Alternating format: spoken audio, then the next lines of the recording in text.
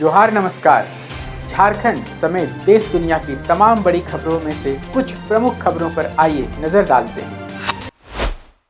जोहार दर्शकों, स्वागत है आपका आज के ताज़ा समाचार बुलेटिन में। हम आपके लिए लेकर आए हैं झारखंड और देश दुनिया की बड़ी एवं महत्वपूर्ण खबरें। तो चलिए बिना देर किए शुरू करते हैं। सबसे पहले बात झारखंड की। झारखंड में अचानक आए मौसम बदलाव और करीब 50 किलोमीटर प्रति घंटे की रफ्तार से चली आंधी बारिश ने जहां भीषण गर्मी से भारी राहत दी, वहीं बरियातू में वज्रपात से एक युवक की मौत और कई स्थानों पर पेड़ गिरने से बिजली व यातायात व्यवस्था बाधित होने जैसी दुखद घटनाएं भी सामने आईं। मौसम विभाग ने आगामी दिनों के लिए रांची समेत 17 जिलों में ऑरेंज अलर्ट जारी करते हुए 60 किलोमीटर प्रति घंटे तक की हवाओं और बारिश की चेतावनी दी है, जिसके कारण तापमान में भारी गिरावट दर्ज की गई है। केंद्र सरकार ने चुनाव के बाद कमर्शियल एलपीजी सिलेंडर की कीमतों में 994 रुपये की भारी बढ़ोतरी की है, जिससे रांची में 19 किलो वाले सिलेंडर की कीमत अब 3250 रुपये और 50 पैसे हो गई है। इस वृद्धि का सीधा असर होटल और रेस्टोरेंट जैसे संस्थानों पर पड़ेगा, जिससे बाहर खाना पीना और अन्य व्यावसायिक सेवाएं महंगी होने की आशंका है। हालांकि राहत की बात यह है कि 14.2 किलो वाले घरेलू रसोई गैस सिलेंडर की कीमतों में कोई बदलाव नहीं किया गया है, जबकि 5 किलो वाले फ्री ट्रेड सिलेंडर के दाम बढ़ा दिए गए हैं। इसकी रिफिलिंग अब 597 रुपये के बजाय 859 रुपये में होगी। झारखंड के मुख्यमंत्री हेमंत सोरेन ने रांची में अपनी पत्नी कल्पना सोरेन के साथ जनगणना 2027 के तहत स्वगणना सेल्फ एन्यूमरेशन की प्रक्रिया पूरी कर राज्यवासियों से इसमें सक्रिय भागीदारी की अपील की। अधिकारियों के अनुसार 1 मई से 15 मई तक स्वगणना चलेगी, जिसके बाद 16 जून 2026 तक पूरे राज्य में मकानों के सूचीकरण और डेटा संग्रह का कार्य घर घर जाकर किया जाएगा। मुख्यमंत्री ने सटीक आंकड़ों को जनकल्याणकारी योजनाओं का आधार बताते हुए अधिकारियों को इस प्रक्रिया में क्षेत्रीय भाषाओं के जानकारों को शामिल करने का सुझाव दिया है। झारखंड के स्वास्थ्य मंत्री इरफान अंसारी और उनके करीबियों पर स्वास्थ्य विभाग में आउटसोर्सिंग, दवा खरीद और टेंडर आवंटन में भारी भ्रष्टाचार के गंभीर आरोप लगे हैं। प्रधानमंत्री कार्यालय और मुख्य सचिव को भेजी गई शिकायत के अनुसार मंत्री के आवास से संचालित होने वाली फर्मों को फायदा पहुंचाने के लिए नियमों में कथित तौर पर हेरफेर किया गया है। इस रैकेट के माध्यम से रांची, कोडरमा और दुमका जैसे जिलों में करोड़ों रुपये के अवैध लेनदेन और हवाला कारोबार की आशंका भी जताई गई है। मामले की संवेदनशीलता को देखते हुए मुख्य सचिव ने जांच के आदेश दे दिए हैं, जिससे राज्य के राजनीतिक गलियारों में हलचल तेज हो गई है। झारखंड के राज्यपाल संतोष कुमार गंगवार ने जेपीएससी परीक्षाओं में प्रश्न पत्रों की खामियों और उत्तर कुंजी की गलतियों पर गहरा असंतोष जताते हुए आयोग के अध्यक्ष से त्वरित जांच की मांग की है।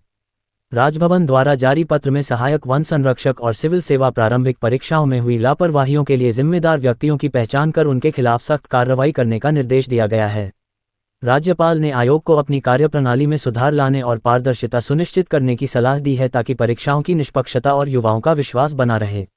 बोकारो कोषागार से वेतन की अवैध निकासी मामले में सीआईडी ने 10 करोड़ रुपए से अधिक की मनी ट्रेल का खुलासा करते हुए 1.80 करोड़ रुपए फ्रीज किए और मुख्य आरोपी के सहयोगी आरक्षी काजल मंडल को गिरफ्तार किया है।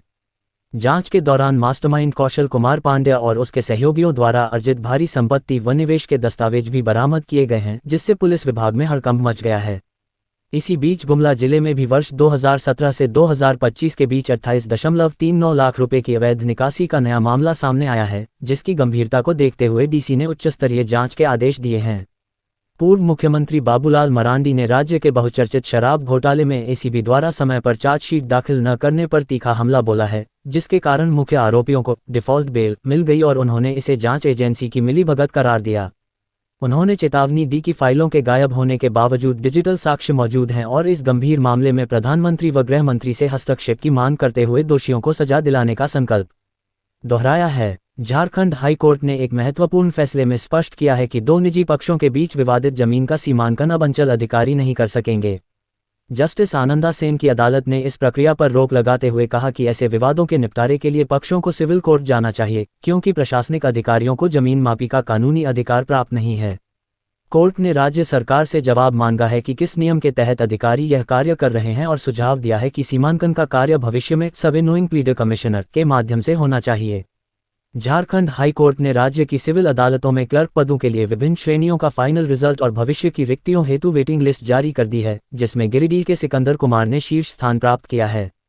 इस भर्ती प्रक्रिया के माध्यम से हजारीबाग, पलामू और बोकारो समेत कई जिलों के सफल अभ्यर्थियों का चयन हुआ है, जिन्हें जल्द ही संबंधित जिला न्यायालयों द्वारा नियुक्ति पत्र प्रदान कर पदस्थापित किया जाएगा।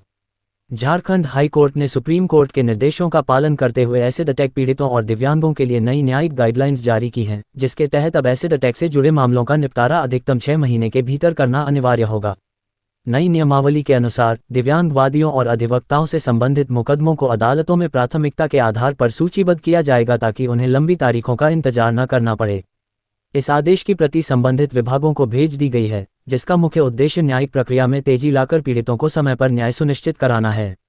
धनबाद के गैंगस्टर प्रिंस खान के करीबी सहयोगी सैफ अब्बास नकवी ने पुलिस पूछताछ में खुलासा किया है कि प्रिंस असल में डरपोक स्वभाव का है और अमन सिंह की हत्या की खबर सुनकर वह बेहोश हो गया था। सैफी के बयानों से गिरोह के दुबई और जेल से संचालित नेटवर्क, रंगदारी और हत्याओं में संलिप्तता की पुष्टि हुई है, जिसके आधार पर पुलिस ने छापेमारी कर कई संदिग्धों को हिरासत में लिया है। कोडरमा के सतगावा में हाथियों के झुंड द्वारा घरों और पशुओं को नुकसान पहुंचाने से आक्रोशित ग्रामीणों ने प्रशासन के खिलाफ सड़क जाम कर प्रदर्शन किया, क्योंकि हाल ही में हाथियों ने एक युवक की जान भी ली थी। पुलिस के हस्तक्षेप से जाम तो हट गया, लेकिन ग्रामीणों ने चेतावनी दी है कि यदि हाथियों को भगाने और सुरक्षा के पुख्ता इंतजाम नहीं किए गए तो वे उग्र आंदोलन करेंगे। धनबाद बोकारो मुख्य मार्ग पर केंदुआ क्षेत्र में तेज बारिश के कारण दोबारा जमीन धंसने से प्रशासन ने सड़क पर आवागमन पूरी तरह रोक दिया है, जिससे स्थानीय लोगों को भारी दिक्कतों और दहशत का सामना करना पड़ रहा है। इस घटना पर राजनीतिक सरगर्मी तेज हो गई है, जहां जनप्रतिनिधियों ने बीसीसीएल और प्रशासन पर लापरवाही के आरोप लगाते हुए जल्द मरम्मत न होने पर आंदोलन की चेतावनी दी है। खूंटी जिले के कर्रा थाना क्षेत्र में प्रतिबंधित उग्रवादी संगठन पीएलएफआई ने रेलवे ठेकेदार के प्लांट पर 5 राउंड फायरिंग की और निर्माण कार्य में लगे एक रोड रोलर को आग के हवाले कर दिया, जिससे पूरे इलाके में भारी दहशत फैल गई है। घटनास्थल से बरामद उग्रवादी पर्चे में संगठन के स्टेट चीफ अमृत होरो के नाम का उल्लेख करते हुए बिना लेवी बातचीत के काम जारी रखने पर अंजाम भुगतने की चेतावनी दी गई है, जिसके बाद पुलिस ने साक्ष्य जुटाकर उग्रवादियों की धरपकड़ के लिए सघन तलाशी अभियान शुरू कर दिया है। धनबाद में गुरुवार को आई तेज आंधी और बारिश के कारण कई स्थानों पर पेड़ गिरने और तार टूटने से 40 से ज्यादा बिजली पोल और ट्रांसफार्मर क्षतिग्रस्त हो गए, जिससे शहर के बड़े हिस्सों में 10 से 18 घंटे तक ब्लैकआउट रहा। हालांकि बिजली विभाग ने शुक्रवार सुबह मुख्य फीडर चालू कर दिए हैं, लेकिन बरवाडा और गोविंदपुर जैसे इलाकों में मरम्मत कार्य जारी रहने के कारण दोपहर तक आपूर्ति सामान्य होने की उम्मीद है। रांची पुलिस ने ओरमांझी क्षेत्र के एक व्यवसायी से 10 लाख रुपए की रंगदारी मांगने के आरोप में टीपीसी संगठन के 2 उग्रवादियों समृद्ध गंजू और सोनू उरांव को गिरफ्तार किया है। पुलिस की विशेष टीम ने इरबा गोलचक्कर के पास घेराबंदी कर इन्हें पकड़ा, जिनके पास से एक देसी कट्टा, मैगजीन, राउटर और मोबाइल फोन जैसे संदिग्ध सामान बरामद किए गए हैं। पूछताछ में आरोपियों ने स्वीकार किया कि वे रांची, हजारीबाग और चतरा सहित कई जिलों के व्यवसायियों को धमकाकर लेवी वसूलने का काम करते थे, जिससे क्षेत्र में सक्रिय उग्रवादी नेटवर्क पर बड़ी चोट पहुंची है। रांची के विधानसभा थाना क्षेत्र में हुई चोरी की बड़ी घटना का पुलिस ने सफल उद्भेदन करते हुए चोरी के आभूषण खरीदने वाले ज्वेलर्स सहित कुल 4 आरोपियों को गिरफ्तार किया है। विशेष जांच टीम ने अपराधियों की निशानदेही पर 90 ग्राम सोना, 1.05 लाख रुपए नकद और अन्य सामान बरामद किए हैं, जिसमें शामिल 2 आरोपियों का पहले से ही पुराना आपराधिक इतिहास रहा है। भाजपा प्रदेश अध्यक्ष आदित्य साहू ने रांची के मधुकम निवासी मैट्रिक टॉपर सन्नी कुमार वर्मा को उनके उत्कृष्ट प्रदर्शन के लिए 1 लाख रुपए की प्रोत्साहन राशि देकर सम्मानित किया। विपरीत परिस्थितियों में 99.60% अंक लाने वाले सन्नी के संघर्ष की सराहना करते हुए साहू ने अन्य 2 टॉपर्स को भी जल्द आर्थिक सहायता प्रदान करने का भरोसा दिलाया।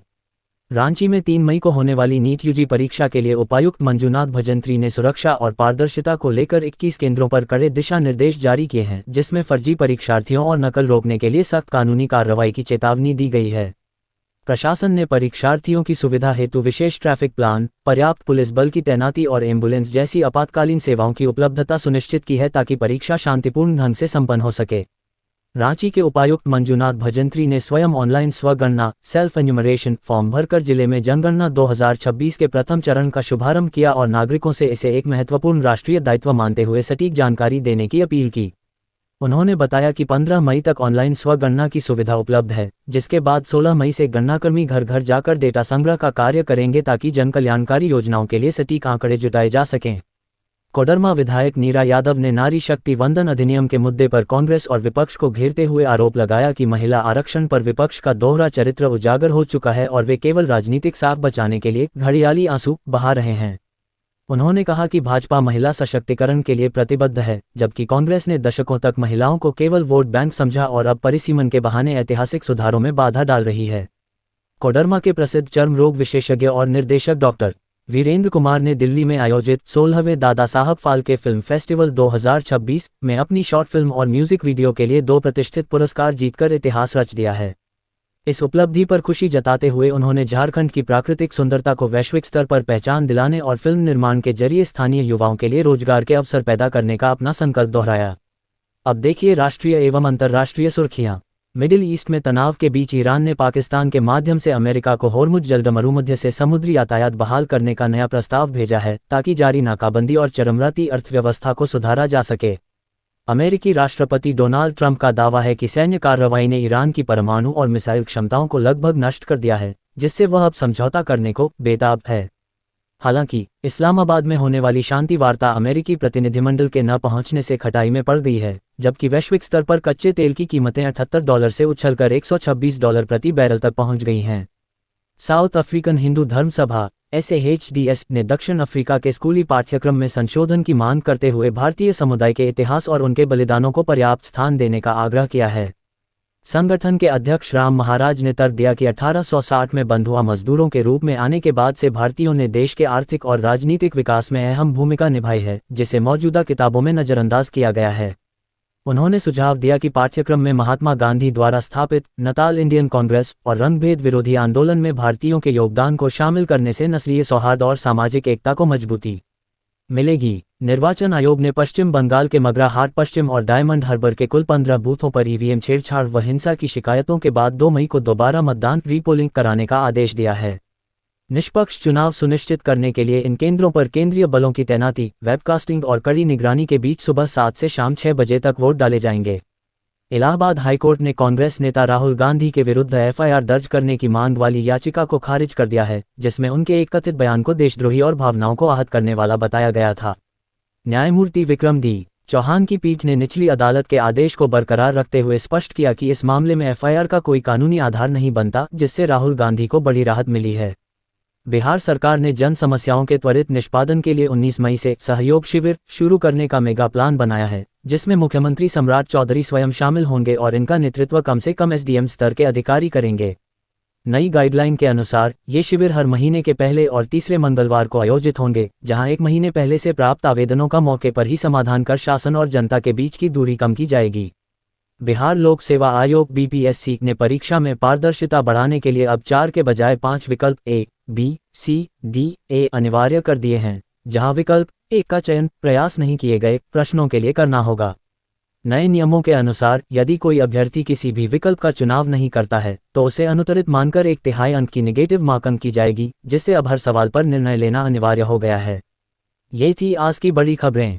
अगर आप ऐसे ही अपडेट्स पाना चाहते हैं तो हमारे YouTube चैनल को सब्सक्राइब करें, Facebook पेज को लाइक करें और इस वीडियो को लाइक एवं शेयर जरूर करें। फिर मिलेंगे अगले बुलेटिन में, तब तक के लिए जोहार और नमस्ते। कैसी लगी आपको हमारी ये खबर, ये हमें कमेंट बॉक्स में लिखकर ज़रूर से बताएं और ऐसे ही नवीनतम ताज़ा अपडेट्स, खास खबरों से रूबरू बने रहने के लिए बने रहें हमारे संग। कैमरा के पीछे से मेरा सहयोग कर रहे अजय महतो, आनंद चौहान के साथ मैं यजत पिंटू रांची।